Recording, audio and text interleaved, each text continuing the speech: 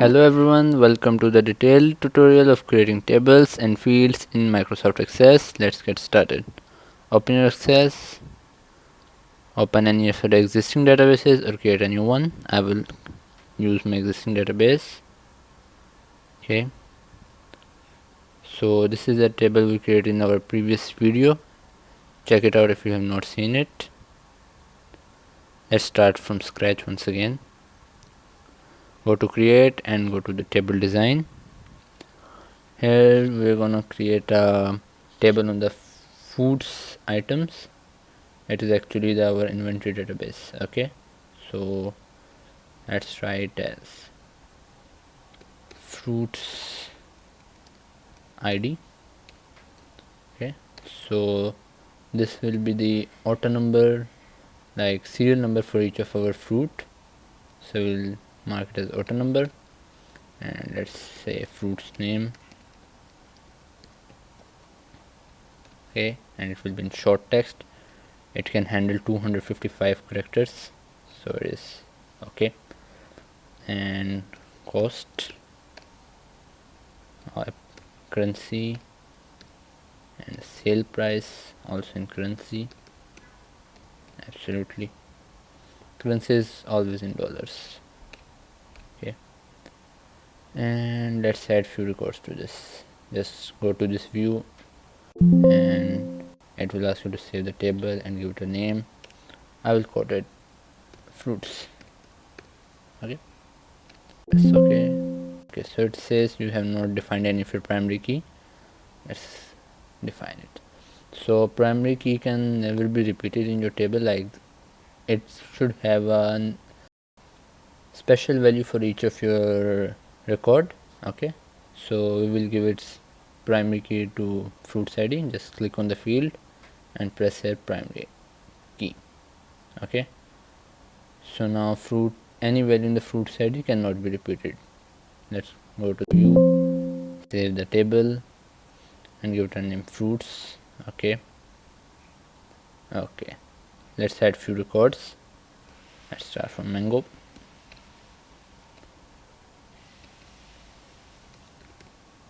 Okay, so we had added few records to it. Now you can rename any of the field by double clicking on it, and let's make it capital. Okay, and now let's add a calculated field in it. We will go to the design view and we will count the profit. Okay, so for profit you will take calculated field. Just click on calculated and it will show you this. So these are the fields which exist in this table. You just click on any of the field, like the sale field, and then click minus cost. The sale minus cost is always the profit, and click OK. Now it will calculate the profit automatically for each field. Let's see. So this is the profit of each record. Let's add a new record, orange. Okay, and we will take the cost as $5 and sale as $7. So it has calculated the profit as $2. Okay, so it is a great feature. Okay, so now we can also add the images of these items. Let's add fruit images. So these images might be displayed on reports or forms, and it will have a data type of attachment. So in attachment you can add any non-text type of data, like PDFs, images, and so on, videos, whatever. Go back. Every time you add any new thing to the structure of table, it will ask you to save the table. So that's okay. Just go to the attachment field and double click on it, and this will open. Now you can add any of the images or anything you want to add to it. Like let's add something.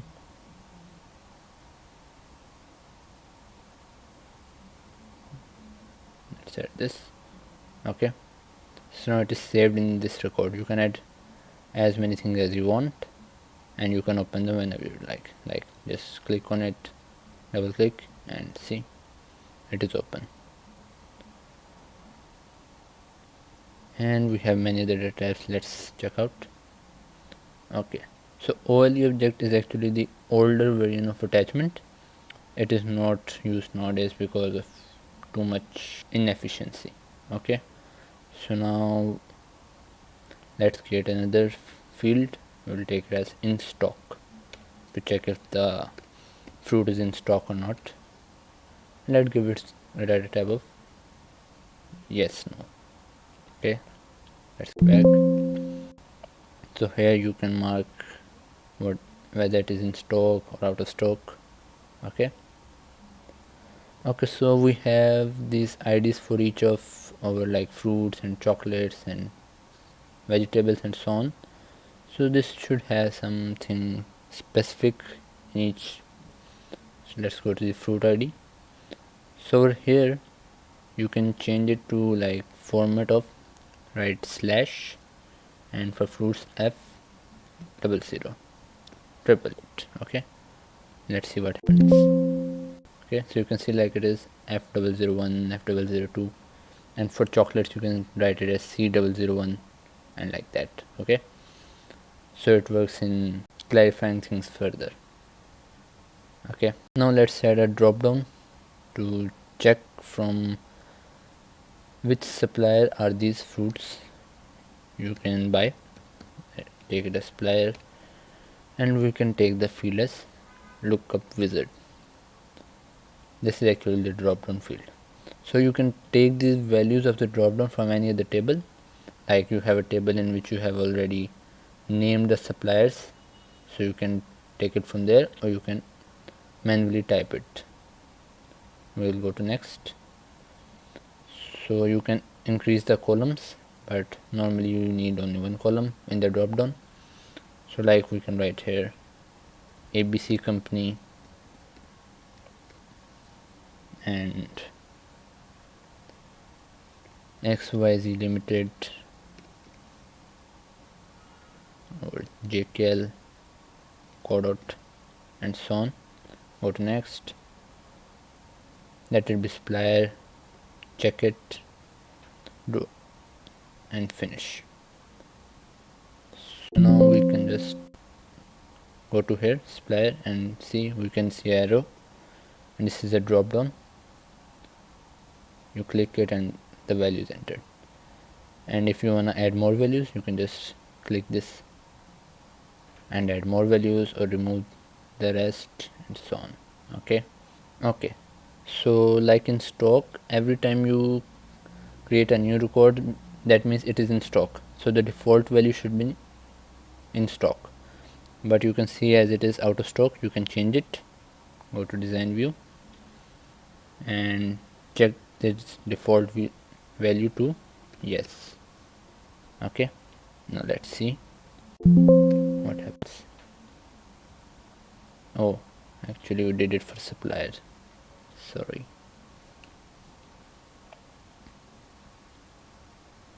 So you can see the default value is no. You can change it to yes and go back and see. Now whenever you add a new record grapes, $7, $10, and see, it is already in stock. You don't have to mark it every time. Hope you like the tutorial. To know more about fields, and if you want to add some email fields, you can check out our next video, which is email validation, to learn to create a field in which only emails will be accepted. Okay, please check it out soon. Thank you very much. Bye bye.